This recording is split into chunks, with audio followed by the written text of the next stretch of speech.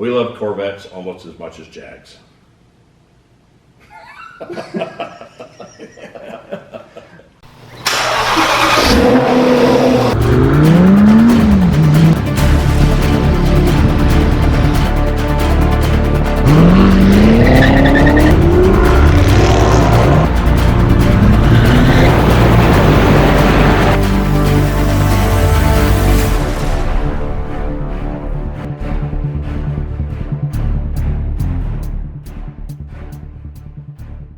Welcome to the Full Octane Garage. Today's topic is going to be Corvettes.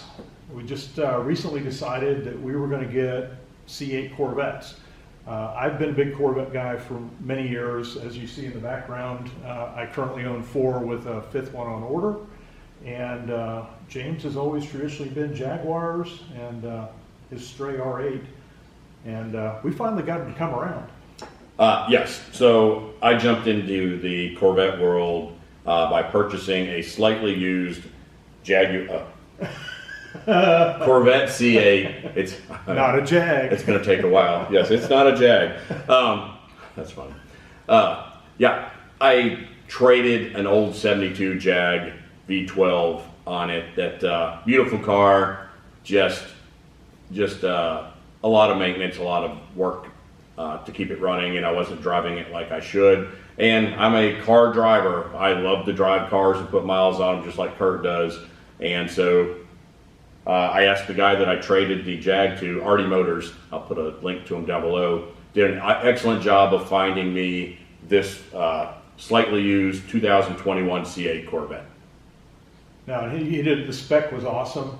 It's got, tell us a little about the spec. Right. What I asked him to find me was I wanted the optimum spec for a Corvette. So it was a 3LT Z51 package. I wanted front lift, wanted it to be a convertible, and then mag ride.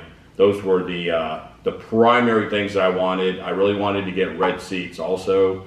And then I just gave him a few color options, and he did an excellent job of going and finding pretty much exactly what I was looking for. I'd never even heard of ceramic matrix gray before I saw it. And honestly, when I saw the pictures, I thought I was buying a white car.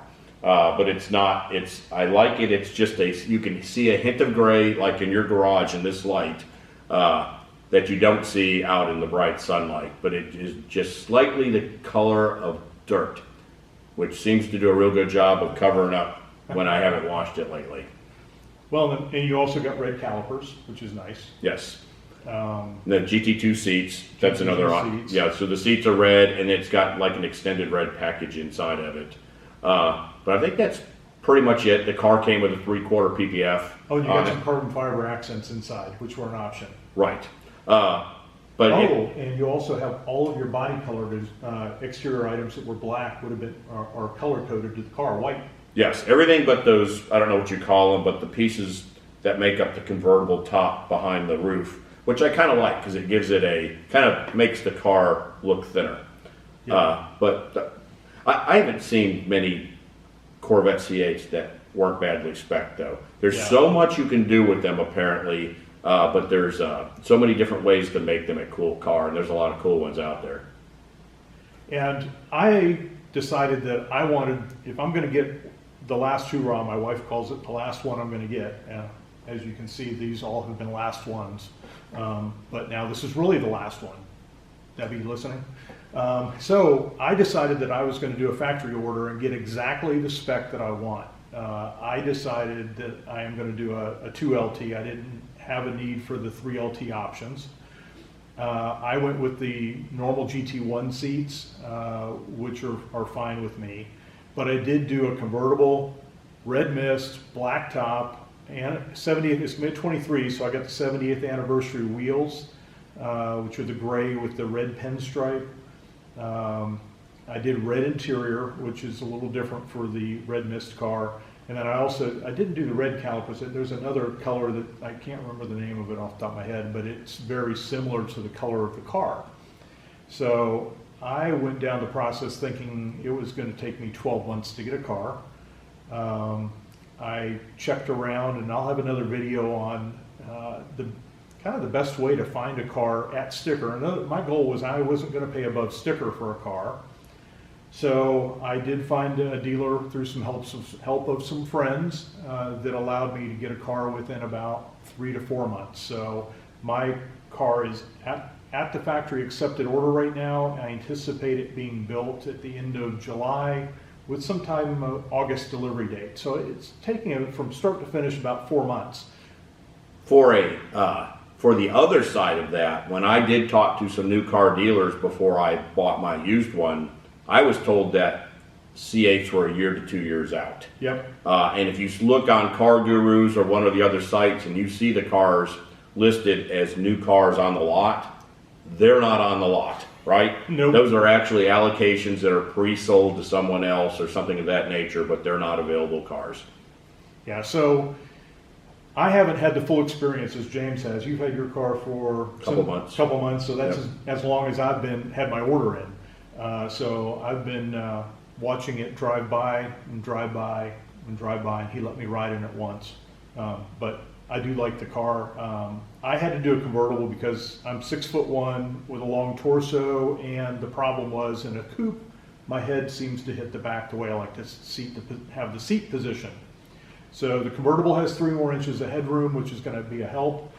The nice thing about the convertible is that if over the coupe is that you get to utilize the full trunk space. You don't have a roof when you take it out that's going to take your rear trunk space.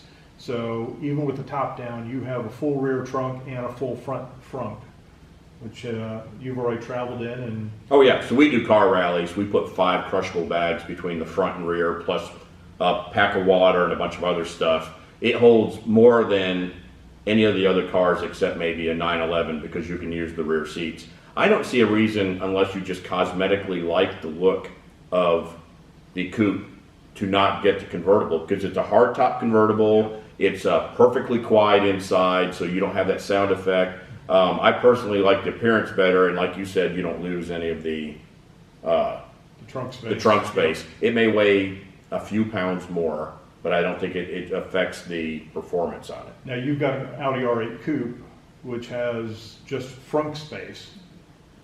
Right. Audi R8s have a frunk space, and then they have a little space behind the seats that you can put a couple of crushable bags. And we'll probably do a complete comparison because those are 2 comparable cars. They're both mid-engine, and they're kind of similarly equipped and probably pretty close performance-wise. So yeah, we'll do something on the 2 of those together later.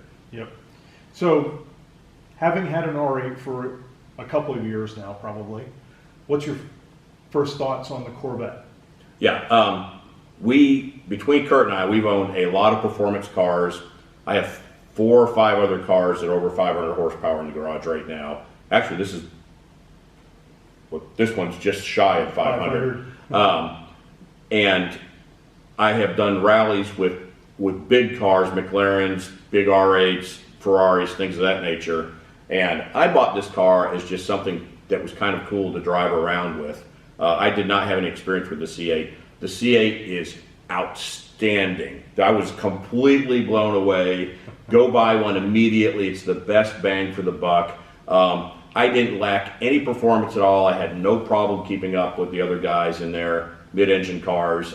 It's right there in the thick of them, probably faster than several of them actually. The dual clutch transmission's phenomenal. Oh yes, the ride comfort is there's a lot of selectability in here through the different drive modes that you can do, and you can individually configure those. But just for like interstate driving and all, it's probably the most comfortable of the whole group. Definitely more comfortable than the R8. It's as good or almost as good through the back roads and things of that nature as far as the handling characteristics go. It feels very well put together and very tight. The interior is super nice. It's super well finished. Everything's leather, and it gives you definitively a $200,000 driving experience, in my opinion. And even better, when you take the R8 out versus the C8 Corvette, which one gets more attention? They're probably equal, actually. You think so? Yeah, well, because people look, you don't see a lot of R8s, but as far as when we're all lined up at the rally at a gas station, and I parked my Corvette next to the 458 Ferrari that's white with the black top. We get a lot of comments about them both being Ferraris. Sorry about that, Josh. But it does. When you drive it, you're getting an exotic car experience. And that was something I was concerned about, with doing rallies with exotic cars, that might not be quite the circumstance. But no, it gets as much attention as the rest of the cars at the gas stations. With the top down and the red interior, it just punches you right in the face. So you are absolutely not sacrificing anything as far as that goes. You're getting the European exotic car mid-engine experience out of a front-engine V8 for half the money. Crazy fuel economy. Yeah. Not that it really matters. No, I think you can. Like this. Yeah, I think looking at it, I've been in the mid-20s to probably 30 at times if I'm driving on the interstate.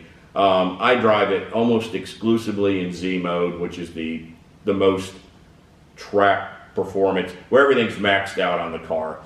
Just really quickly, I guess we can do that in another one. Yeah, we'll talk about the modes in another day. But I mean, just as far as introducing a new Corvette to the garage, you've owned every version except the C3, Have right? not had a C3. And right now you have a C1, a C2, a C5, a C7, and a C8 coming.